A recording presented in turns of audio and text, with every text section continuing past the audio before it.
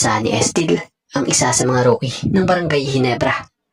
Kilala naman natin itong si Coach Tim Cone na hindi nga ganun katiwala agad sa mga rookies. Kumbaga, para kay Coach Tim, ang standard niya sa player o sa bagong player, kailangan paghirapan ang pagkuha ng minuto at magpakita nga ng sipag sa ensayo. Tulad ng gaya ng ilang Barangay Ginebra players na sila Jason David and Ralph Ko, na siyang talagang pinagtrabahuhan din nila yung mga minuto nila na naibibigay nga sa kanila. So kagandahan nga po kay Sunny Estil ngayon, bagamat rookie pa lamang rin siya, pero nabibigyan na rin siya ng kahit papaanong minuto nitong si Coach Tim Cone.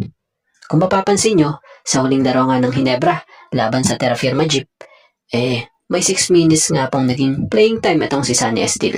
Bagamat limitado at ika nga garbage time na, nakapaghatid pa din naman siya ng 3 points with 2 rebounds.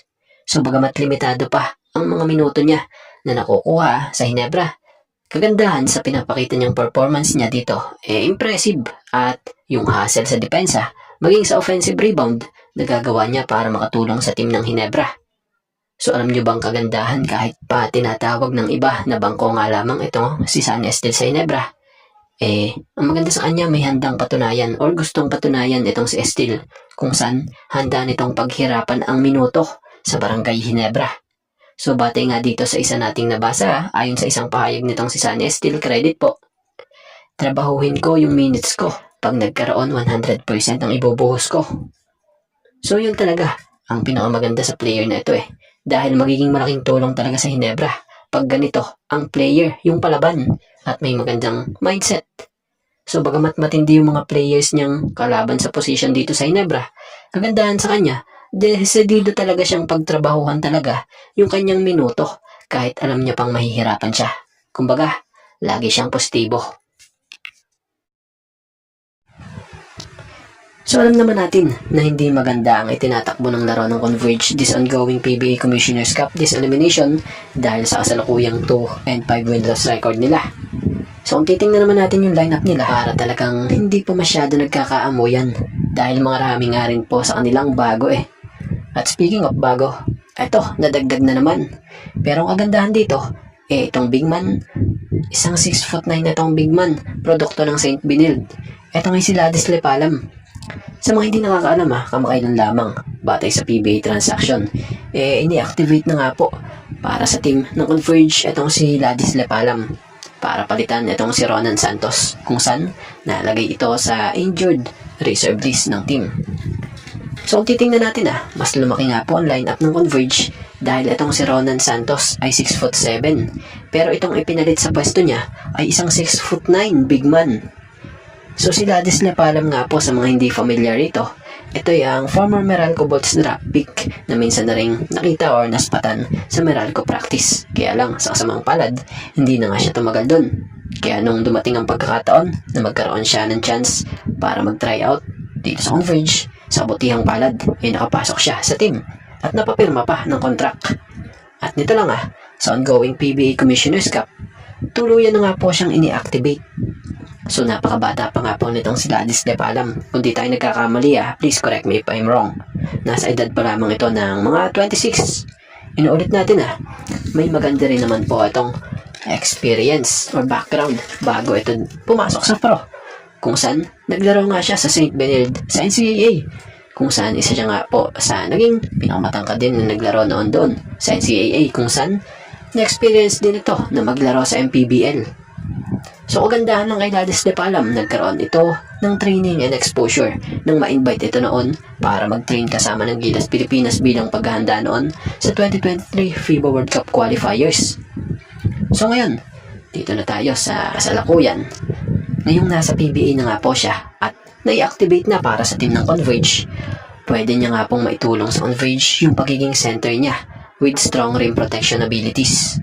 So kung gusto nyo malaman kung paano nga ba gumalaw sa laro ang isang Ladis Lepalam, ito ang sample. Bago nga siya pumasok sa pro, ganito na siya maglaro.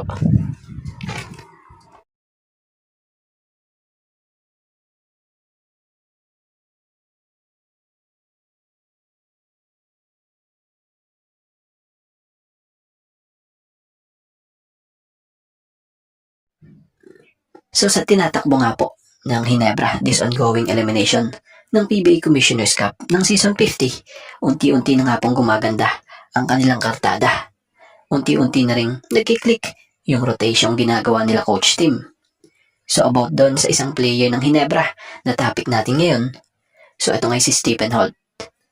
Itong player na ito nga ang isa sa pinakadelikadong player ng Ginebra. Sa madaling salita, pwedeng banta sa mga kalaban ng Ginebra dahil sa estilo ng laro niya na kapag nakuha na niya yung rhythm, talaga namang halos hindi mapasablay sa opensa. So napakaganda bumitaw ng bola.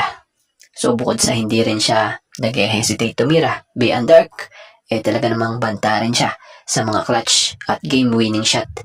Dagdag pa nga riyan ang taglay na tong free throw shooter. Kaya sa opinion natin very dangerous player nga ito.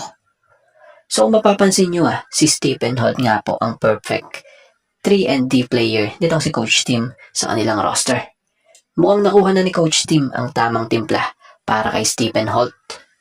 Ginagawa nga ni Coach Tim na spot-up shooter itong si Stephen Holt dito habang sa depensa naman tinatapat siya sa mga star player ng kalaban. Kasama itong sila Justin Brownlee, Scottie Thompson, and RJ Avarientos doing the playmaking jobs. Mas naging maganda pa nga po ang role nitong si Stephen Holt dito. Ngayon lalo na sa opensa, talagang lisensyado, bumanat ng bumanat o tumira ng tumira. Last game nga, very impressive performance ginawa niya kung saan kumamada nga siya sa huling laro ng Ginebra versus Terra Firma ng 17 points, 4 rebounds at 4 assists. Kung saan sa 7 binanat nito sa 3, 4 nga po ang pumasok dyan. So ibig sabihin lang nun, effective talaga siya sa opensa. Panigurado, pag nagtuloy-tuloy ang ganitong kagandang laro o kainit na laro nitong si Stephen, talagang magiging banta ito sa mga makakalaban ng Barangay Ginebra.